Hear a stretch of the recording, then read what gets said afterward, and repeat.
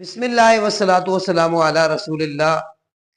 معزز سامعین، وطن کی محبت یہ ایک فطری چیز ہے کہ جس جگہ پر بندہ رہتا ہے، جہاں اس کا مسکن ہوتا ہے، وہاں اس سے محبت یہ فطرت کے اندر ہے، اور وطن کی محبت کو ایمان بھی قرار دیا گیا۔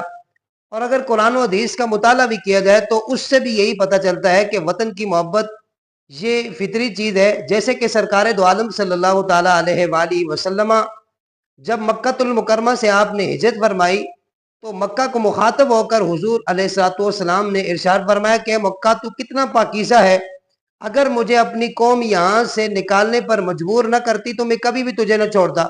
تو پتہ چلا کہ وطن کی محبت یہ فطری چیز ہے، اور الحمدللہ العظیم ہم پاکستانی ہیں اور ہمیں اپنے وطن سے محبت ہے، اپنے وطن کے اداروں سے محبت ہے، پاک فوج سے محبت کرنے والے ہیں۔ اور اس وقت چونکہ ہماری فوج ظالموں کے اور دشمنوں کے مقابلے میں کھڑی ہے تو ہم اپنی فوج کا بھرپور ساتھ دیں گے اور مکمل ان کے ساتھ کھڑے ہیں۔ اور میں سمجھتا ہوں اگر اس وقت بھی کوئی شخص پاک فوج کے والے سے نیگیٹو بات کرتا ہے یا ان کے خلاف کوئی پوسٹ لگاتا ہے یا اپنی خباثت کا اظہار کرتا ہے تو میں سمجھتا ہوں وہ پاکستان کا غدار ہے۔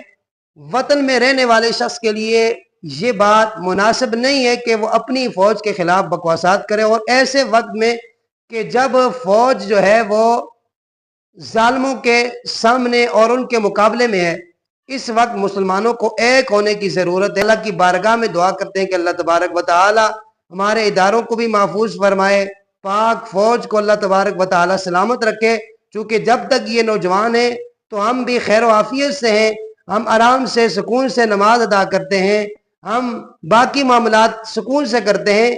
یہ وجہ یہی ہے کہ حفاظت کرنے والے ہمارے موجود ہیں۔ اللہ تبارک و تعالی ان اداروں کو سلامت رکھے۔ پاکستان پائندہ باد، پاک فوج زندہ باد۔